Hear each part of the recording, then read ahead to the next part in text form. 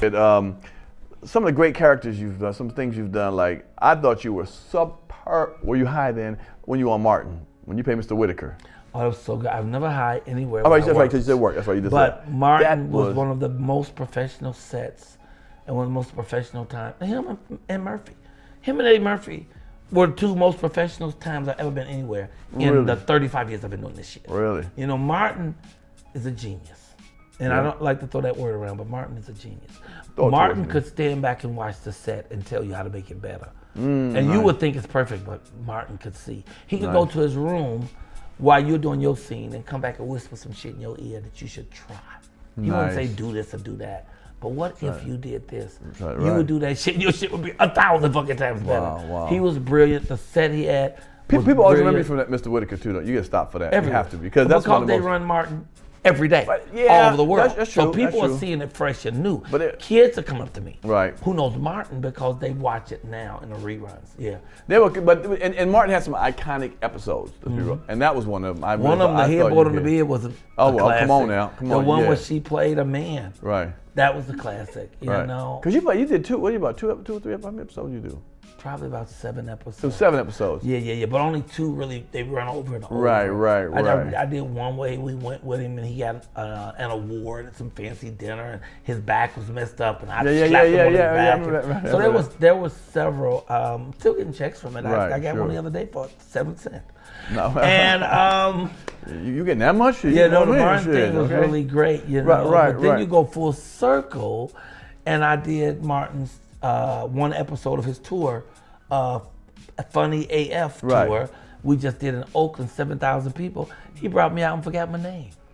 Wow. And I'm like, wait a minute, you've given me 6 figures at least. Right. But I wasn't mad at him. I could have went up on the microphone and dogged him. Hell no. Martin did nothing but pay me. Hell, he put me on that job. Right, sure. So I ain't going up and say nothing negative about that brother. You auditioned for it, but he came and saw and said, I want you on it, or he picked you for Mr. Whitaker. How'd you get that? Just auditioned? Or Whitaker was an audition. But that came from Venice. All my early work came from Venice.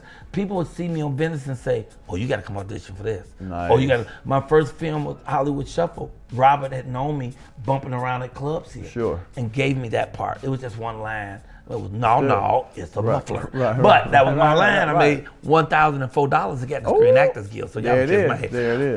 Then my second film, Johnny Be Good, with Anthony Michael Hall, Robert Downey Jr., Uma Thurman, when she was 17 and spoke 7 languages. The director saw me on Venice Beach, invited me in to audition, and when I auditioned, he gave me 2 other people's parts. So they was looking for 3 people. Instead, they said, we're gonna go with you and one other person, so a lot of my stuff, they saw me on the beach first. Sure. Because you've been in a plethora of things. I mean, damn, brother. A lot Poetic of shit. Justice. That audition, that was a tricky audition because Donna Chavou, who was my agent, and I was on her case because I wasn't going out for any black stuff. You know, all these black movies was coming out. I wasn't going through any of it. I said, I don't understand how I'm not going out and your best friend is Robbie Reed, who's the biggest black casting agent on the planet. You know, trained by Reuben Cannon.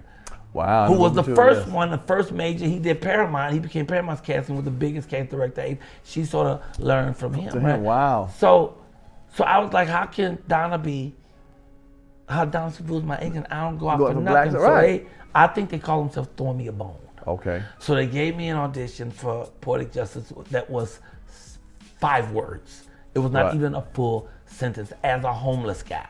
So what I did is I went and got my dirtiest, nastiest clothes and funkiest shoes. I went and bought a homeless sign from a homeless guy. Damn. Who said I will work for food. I gave him $3, say, nigga, go back sandwich. I took that sign and I stood in front of the audition spot and I marched back and forth, bugging everybody who would walk past, stopping cars and shit. Hey, I'm only 50 cents short of a hot dog. I don't need but 50 cents, I get the hot dog. Dude, them nice shoes, I know you got $4, nigga, come on. And I would just be fucking with people and security came out and said, sir, you can't do that out here. And I said, oh, I'm just practicing. I'm coming in to audition. Nice. And the security guard said, oh, okay. And he went back in. 5 minutes later, John Singleton came to the door. Michael Kay, what the hell are you doing? I said, I'm waiting for my audition. He said, come in here now. And I went in, did the audition. I ended up with 6 scenes.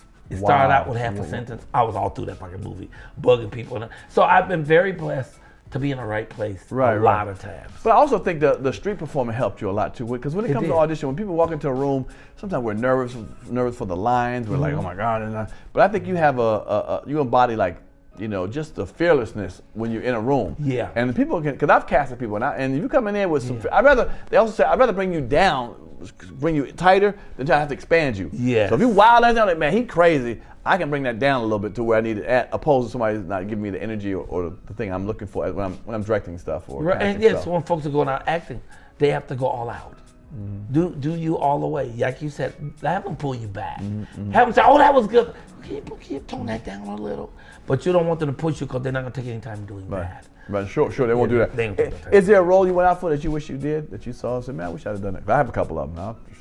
Yeah, come on, I've been around a while, so there's several. You know, deep cover, I wish I had a deep cover part, but I turned it down. What? Sam, who ran Goldwyn? Okay. The Goldwyn brothers, Okay. Metro Goldwyn Mayors. So all the Goldwyns still had power. This was in the 80s, and it was for deep cover. And I went in, and the part had three things. One thing was, and you know he's trying to get your attention. One thing was that I was smoking crack in one scene.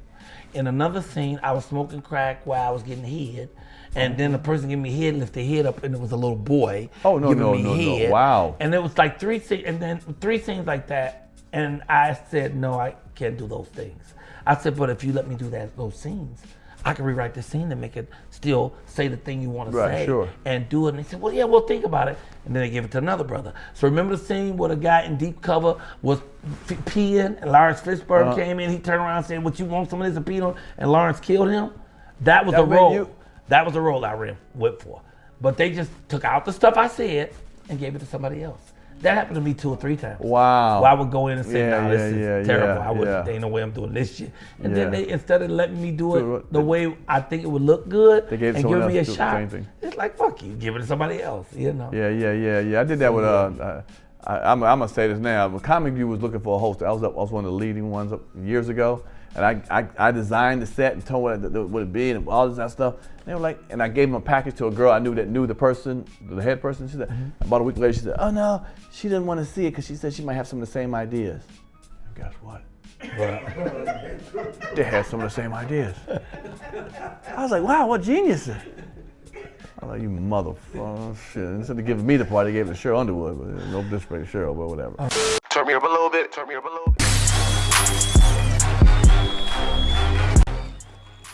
If you like that clip, hit the subscribe button or the notification bell. In fact, why don't you hit both of them?